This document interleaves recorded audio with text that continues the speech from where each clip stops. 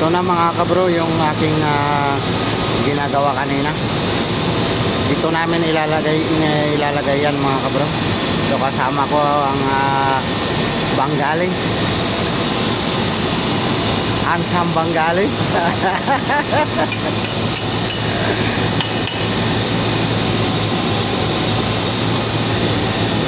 Nung una mga kabro, pag nakasalpak na ganyan, hindi maikot ito, matigas. Kaya binawasan ko. Kasi tumutukod sa loob mga kabro, sa may casing niya.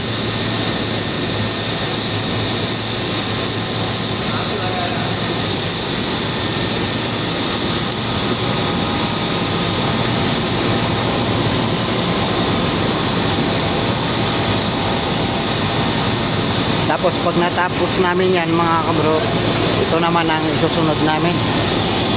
Ganon din ang kwan nito mga kabro, maano rin.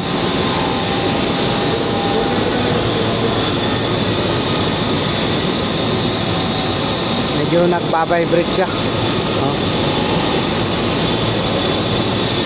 Ito ang susunod namin babaklasin mga kabro. Pag mapaandar namin ito, ito naman ang susunod mga kabro.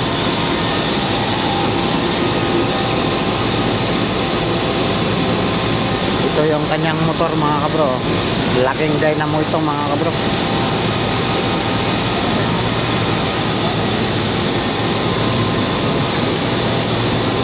Ito yung mga cover niya mga kabro.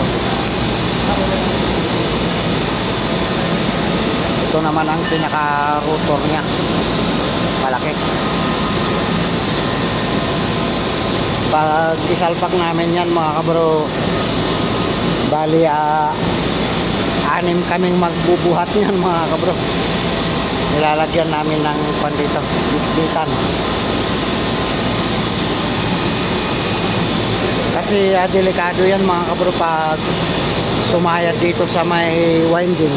Pag sumayad dito at nabalatan yan, mag-ground na yan mga kabro. Grounded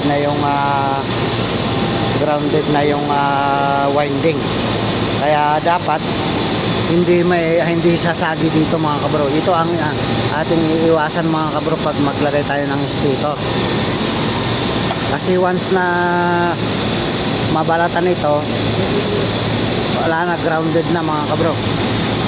Kaya yan ang ating iingatan mga kabro pag naglalagay tayo ng stator, lalo na kung kagaya nito na mabigat. Ito ang ating iingatan mga kabro, yung rewind nya.